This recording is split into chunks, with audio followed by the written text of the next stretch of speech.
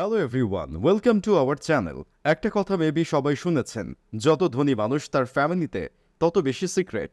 এরকমই একটা family secret নিয়ে বানানো মুভি নাইট ইজ লোনলি। একটা চাঞ্চল্যকর খুনের পর সিং পরিবারের সবকিছু এলোমেলো হয়ে যায়। সত্য উদ্ঘাটনে নামে একজন সৎ পুলিশ অফিসার, কিন্তু তাকেও বারবার বাধা দেয়া হয়। এত প্রতিকূলতার পরেও কি পুলিশ পারবে এই রহস্য সমাধান করতে? এটাই এই মুভির মুখ্য বিষয়। সো আর দেরি না করে সরাসরি মুভির গল্পে চলে যাচ্ছি। মুভির শুরুতে একটা গাড়ি দেখানো হয়। গাড়িতে একজন মহিলা আর তার ড্রাইভার ছিল। কিছুক্ষণ পর একটা ট্রাক গাড়িটাকে ধাক্কা দেয়। তখনও গাড়ির ড্রাইভার আর মহিলাটা বেঁচে ছিল। এরপর ট্রাক ড্রাইভার তাদেরকে নির্মমভাবে গলা কেটে খুন করে। তারপর লাশগুলো একটা পরিত্যক্ত ফ্যাক্টরিতে নিয়ে অ্যাসিড ঢেলে মাটি চাপা দেয়। এমন সময় কিছুটা অ্যাসিড লোকটার হাতে পড়ে। যন্ত্রণায় লোকটা চিল্লাতে চিল্লাতে বাহিরে আসে। তারপর সমুদ্রের পাড়ে গিয়ে শুয়ে পড়ে। হাত পানিতে ভিজে কিছুটা আরাম পেল, যন্ত্রণা কমে না। এখান থেকে সিন কাট হলে আমরা ইন্সপেক্টর জাতিল ইয়াদাভকে দেখি। সে তার মায়ের সাথে কলিগের বিয়েতে এসেছে।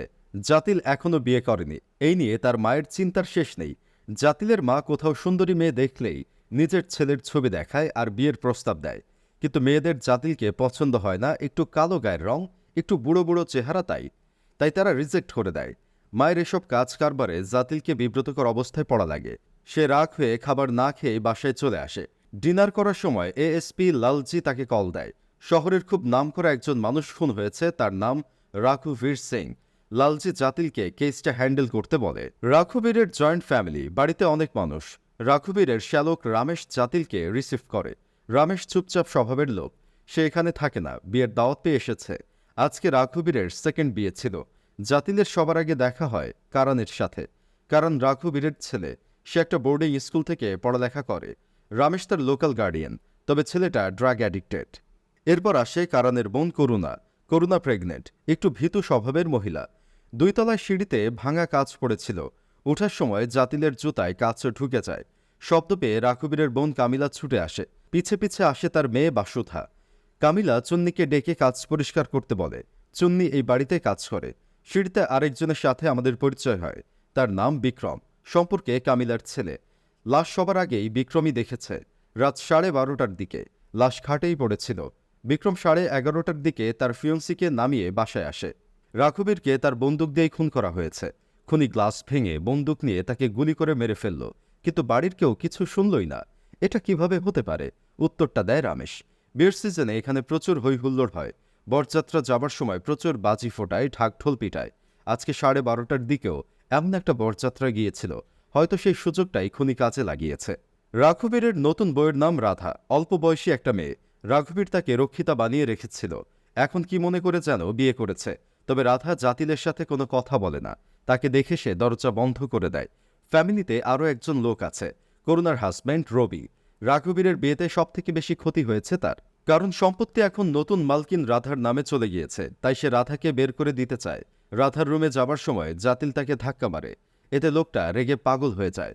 এরপর করুণা আর বিক্রম মিলে তাকে শান্ত করে। জাতিল সাফ জানিয়ে দেয় এসব তার সাথে চলবে না। সে কেস সমাধান করতে এসেছে, তাই সে যা বলে সবাইকে শুনতে হবে। এরপর জাতিল আবার রাধার রুমে যায়, কিন্তু রাধা কোনো কথাই বলে না। তবে জাতিলের নাম শুনে তার চোখে পানি চলে আসে, কারণ নামটা সে আগেও শুনেছে। আসলে রাধা আর জাতিলের আগেও একবার দেখা হয়েছিল, কিন্তু অন্ধকারে রাধা জাতিলকে ভালোভাবে দেখতে পায়নি। ঘটনাটা 5 বছর আগের। সেবার রাধা চলন্ত ট্রেন থেকে লাফ দিতে নেয়, আর এন্ড মোমেন্টে জাতিল তাকে ধরে ফেলে। কিন্তু এরপর তাদের মধ্যে আর যোগাযোগ হয়নি। জাতিল কিন্তু তাকে প্রথম দেখাতেই চিনতে পেরেছিল। পরের দিন জাতিল সেজে গুজে বের হয়। সে আয়নার পিছে একটা ফেয়ার অ্যান্ড লাভলি টিউব রাখে। প্রতিদিন বাহিরে যাবার আগে এটা মুখে দেয়। থানা ইন্সপেক্টর নারেন্দারের সাথে বিয়ের ফুটেজগুলো দেখে। নারেন্দার জানায় 5 বছর আগে ডাকাতিতে রাঘবীরের বউ মারা যায়, সাথে তার ড্রাইভারও ছিল। মেবি এটাই আমরা মুভির শুরুতে দেখেছিলাম। বিয়েতে এমএলএ মুন্না রাজাও এসেছে। মুন্নার মেয়েই হল বিক্রমের ফিয়ন্সে। মুন্নার পলিটিক্যাল ক্যারিয়ারে রাঘবীর অভিভাবকের মতো ছিল, কিন্তু এবার রাঘবীর নিজেই রাজনীতিতে আসতে চাচ্ছিলেন। সামনের নির্বাচনে তার দাঁড়ানোর কথা ছিল, তাই মুন্নাকেও জাতিল সাসপেক্ট লিস্টে রাখে। জাতিল আরেকবার রাঘবীরের রুমটা সার্চ করে। এবার সে মেয়েদের শরীরের কিছু ছবি পায়। ক্লোজ করে কেউ ছবিগুলো তুলেছে। এটা দিয়েই বোঝা যায় রাঘবীরের চরিত্র কেমন ছিল। হঠাৎ ফ্লোরে পড়ে থাকা একটা মতিতে তার নজর পড়ে। এমন সময় বাহিরে গুলির শব্দ হয়। কারণ একটা বিড়ালকে গুলি করেছে।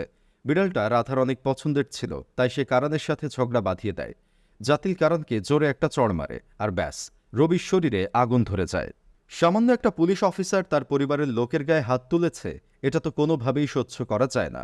সে মুন্নার কাছে জাতিলের নামে নালিশ করে, তবে জাতিল কাউকে ভয় পায় না। রাধা এবার জাতিলকে কিছু কথা বলে।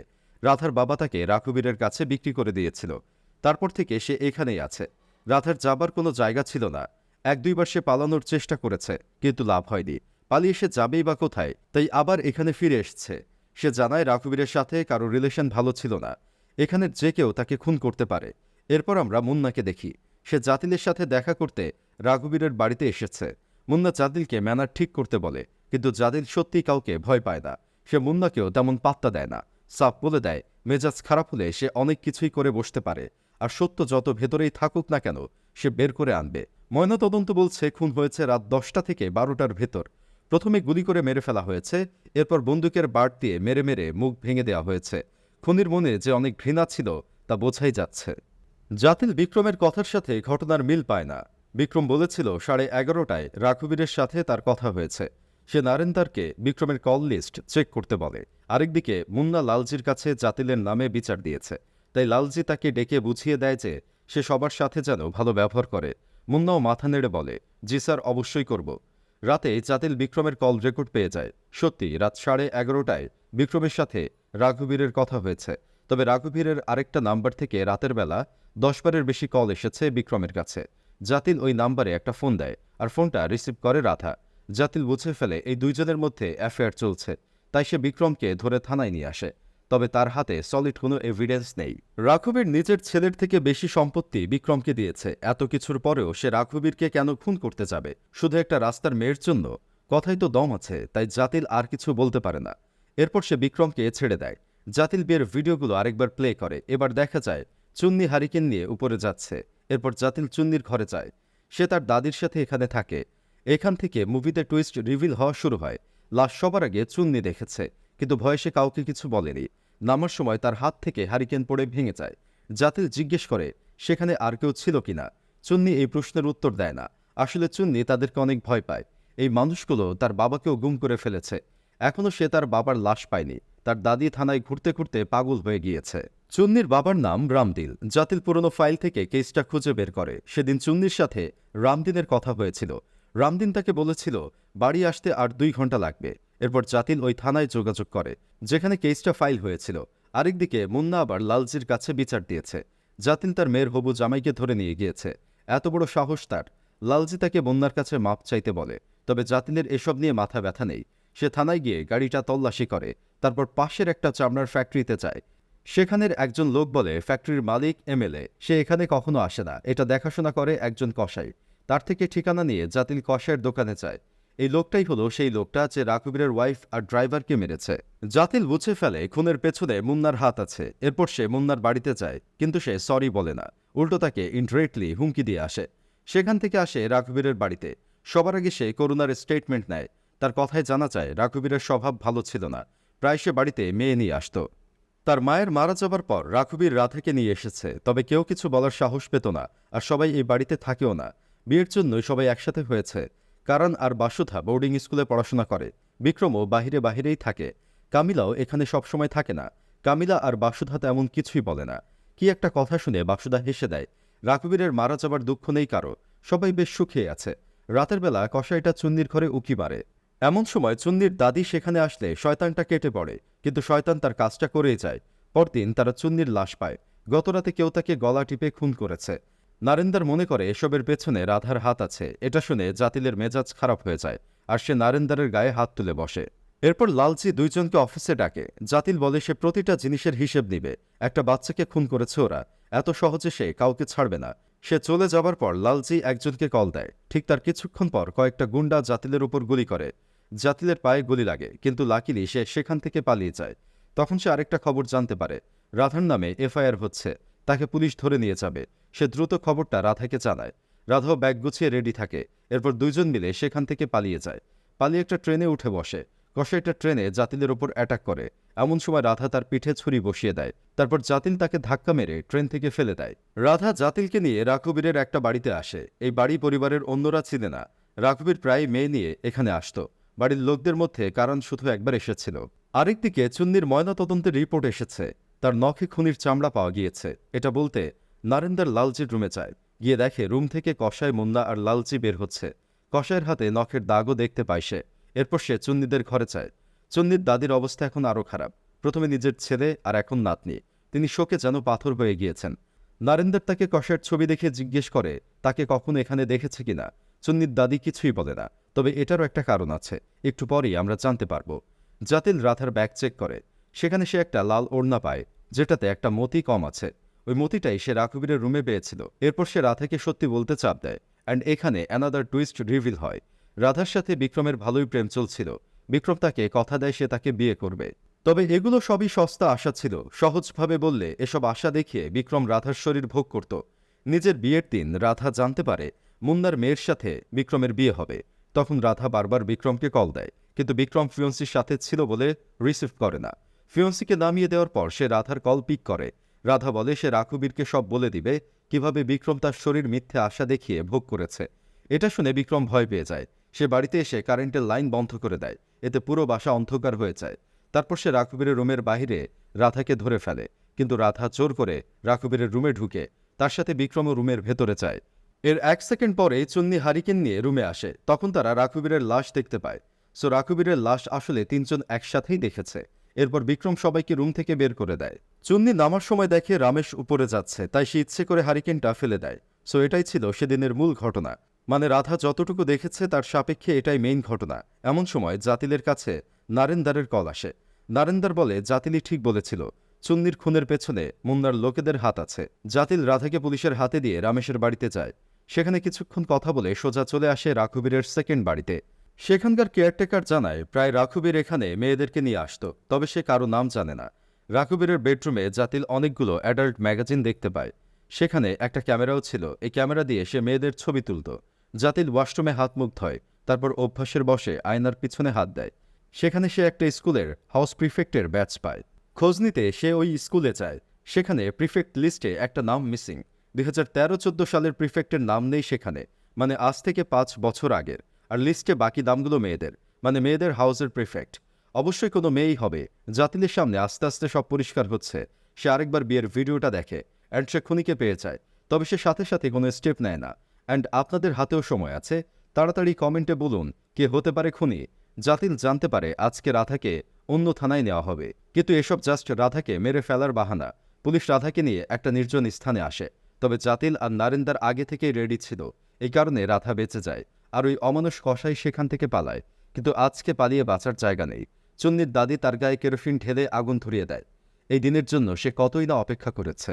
এজন্যই সে চেনার পরেও নারেন্দারকে কিছু বলেনি, শুধু নিজের হাতে শয়তানটাকে মারবে বলে। এই মুভির সবথেকে স্যাটিসফ্যাক্টরি মোমেন্ট, পরদিন জাতিল সবার পর্দা খুলে দেয়। সে রাধাকে নিয়ে রাঘবীরের বাড়িতে আসে। মুন্নাও সেখানেই ছিল। রাধাকে দেখে রবি কুকুরের মতো ব্যবহার শুরু করে, তাই এবার জাতিল তাকে একটা চড় দেয়। এই পরিবারের সবার ডার্ক সিক্রেট আছে। সবার আগে জাতিল রবিরটা বলে, কারণ ছেলেটাকে রবি নষ্ট করেছে, তাকে ড্রাগ নেওয়া শিখিয়েছে। এটা করার কারণ প্রপার্টির লোভ, যেন ড্রাগ অ্যাডিক্টেড ছেলেকে রাঘবীর সম্পত্তি না দেয়। তবে এটা করেও লাভ হয়নি।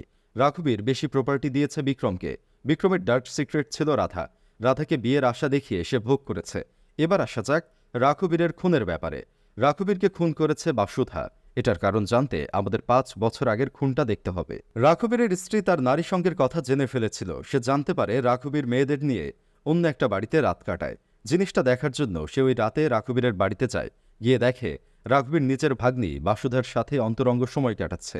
সে চুপ করে সেখান থেকে চলে আসে। সবার আগে সে কামিলাকে ঘটনাটা জানায়, আর এটাই কাল হয়ে দাঁড়ায় তার জন্য।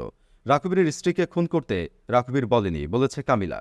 কারণ ওই খবর জানাজানি হলে রাঘবীরের সম্মান নষ্ট হবে, তাই সে ভাইয়ের বউকে মেরে দিয়েছে। এতে নিজের মেয়ের যত সম্মান যায় যাক। এরপরও রাঘবীর বহুবার বাসুধাকে রেপ করেছে। একবার তাকে অ্যাবরেশনও করাতে হয়েছিল। অ্যাবরেশনের ঘটনায় তাকে স্কুল থেকে রেস্ট্রিক্টেড করে দেয়। সেই ক্ষোভ থেকেই বাসুধা রাঘবীরকে খুন করেছে। লাস্টবার বিয়ের ভিডিও দেখে সে এটা ধরে ফেলে। বাসুধার গায়ে প্রথমে মতিওয়ালা ওড়নাটা ছিল। রাঘবীরকে মারার পর তার ওড়নায় রক্ত লেগে যায়, তাই সে ওড়নাটা রাধার ব্যাগে ঢুকিয়ে নতুন ওড়না পরে আসে। একের পর এক ডার্ক সাইড রিভিলে পুরো ফ্যামিলিটাই ভেঙে পড়ে। ভালো সম্পর্ক আগেও ছিল না, কিন্তু ভেতরে যে এত কিছু চলেছে সেটাই বা কে জানত। রাগ হয়ে বিক্রম বাড়ি ছেড়ে চলে যায়। কামিলাও আর সহ্য করতে পারেনি। ওই রাতে সে সুইসাইড করে ফেলে। এবার ঘটনাটা বাসুধার পয়েন্ট অফ ভিউ থেকে দেখা যাক। বাসুধা রাতের বেলা তার আঙ্কেলের রুমে যায়। তখন রাঘবীর তার সাথে ব্যাড বিহেভ করে। বাহিরে তখন একটা বরযাত্রা যাচ্ছিল। তখন বাসুধা রাঘবীরকে মেরে ফেলার কথা ভাবে। এরপর বন্দুক দিয়ে তাকে গুলি করে মেরে ফেলে। তবুও রাগ কমে না, মেরে মেরে তার মুখ বাঁকা করে দেয়। কামিলার শেষকৃত্যে কেউ আসেনি। বাসুধা গাড়ি থেকেও নামেনি। মায়ের চিতার সামনে বিক্রম একা দাঁড়িয়ে আছে। জাতিল বাসুধাকে তার প্রিফেক্টের ব্যাজ দেয়। এটা দেখে সে কান্নায় ভেঙে পড়ে। মুভির লাস্ট সিনে জাতিল রাধাকে বিয়ের জন্য প্রপোজ করে। রাধাও রাজি হয়ে যায়। আর এখানেই এই মুভিটা শেষ হয়। আশা করি মুভি আপনাদের সবার ভালো লেগেছে। এমন মুভির এক্সপ্লেনেশন আরও পেতে আমাদের চ্যানেল সাবস্ক্রাইব করে রাখুন। আজকে ভিডিওটা ভালো লাগলে একটা লাইক করুন, কমেন্ট করে আপনার মতামত জানান। ধন্যবাদ সবাইকে।